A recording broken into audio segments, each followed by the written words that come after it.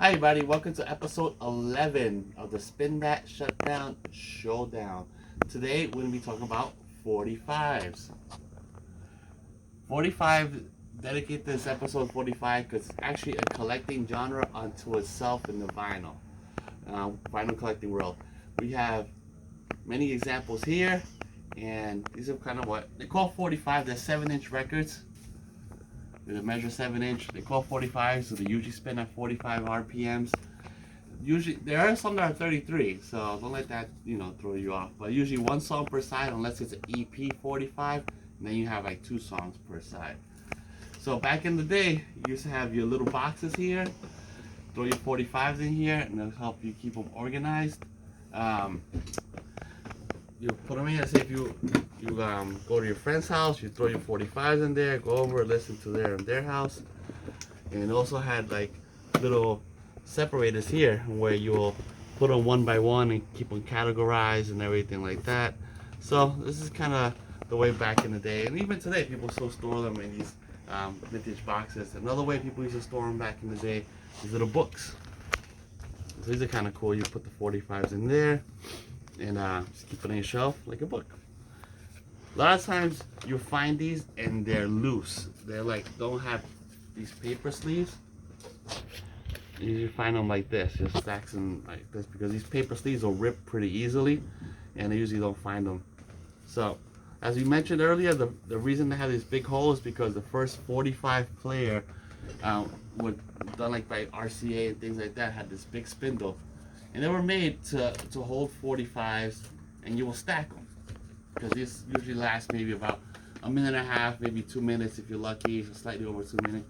So you will stack them, and then it will fall one by one, as that way you have to keep on getting up and things like that. They're actually made thicker in the middle. Maybe you can kind of see there, kind of see some sunlight through there and light through it. Thick in the middle so the vinyls don't touch when they land on top of each other, but if they're not stored properly, they are going to rub and they are going to get scratches from just being so. But in general, they were made thicker in the middle, so when they wouldn't touch when they fall on top of each other. So it's kind of how they were made. The collectability aspect of these is pretty high and it varies a lot. A lot of the popular artists have what's called a picture sleeve, kind of like the Beatles will have like a picture sleeve. So these are making part of the collectability. These also made of very thin paper, so these will rip and tear pretty easily. So these will make it even more collectible. So the proper way to store these, same thing. You keep the separate sleeve for the record, keep this separate so it doesn't move around and tear, and you put them in a plastic sleeve, similar to like the LPs we talked about earlier, but you want to have them separate so this edges are really sharp and they'll rip right through a picture sleeve. So picture sleeves sometimes actually worth more than the actual record because they're hard to find in good shape because they're made such thin paper that we used to rip apart and tear apart. So in the UK, this is actually a UK example overseas, they made their the holes like this. They actually have a punch out. So if you had the RCA type, they'll have you punch it out and run it through there, or the little spindle there. I actually kind of like this design because you're not limited to having to get an adapter. So same thing, picture sleeve, so they're stored sideways. So kind of an example how they made their 45s overseas. So you will have to play these. You will need to get an adapter, similar like this. This is like the most classic version here. There's some examples here, kind of like this one here, kind of example.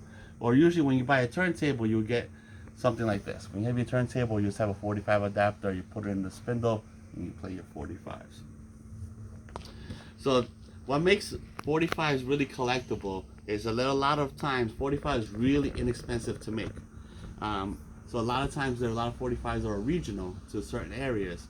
So a sample like something like this, it's kind of like a regional.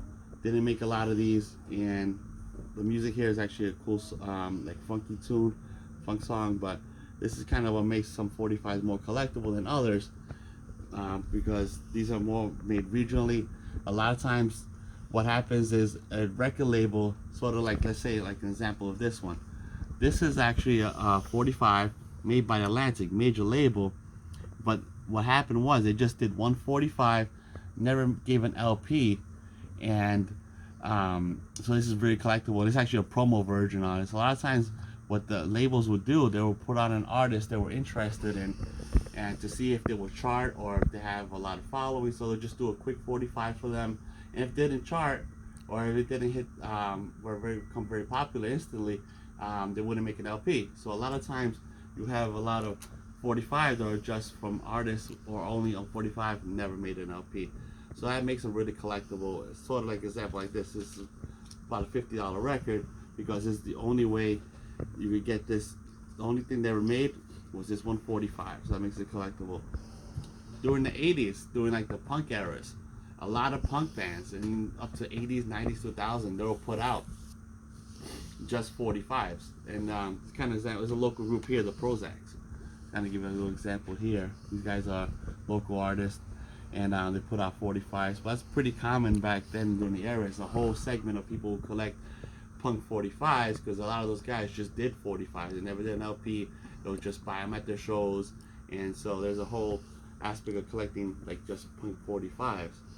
So and then also like we spoke earlier, you gotta know your labels a little bit. So this is kind of the Electric label, early Electric label. This is the second. This is both Doors records, but labels also vary by year. So also keep that in mind. We spoke a little bit about labels. So give you an example of the Doors. Kind of they're both on Elektra. This is 67. This is probably like 68, 69 era.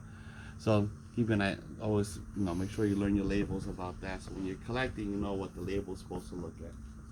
So all right, thank you for joining me. This is kind of a little brief introduction in the 45s. Take care, and I'll see you.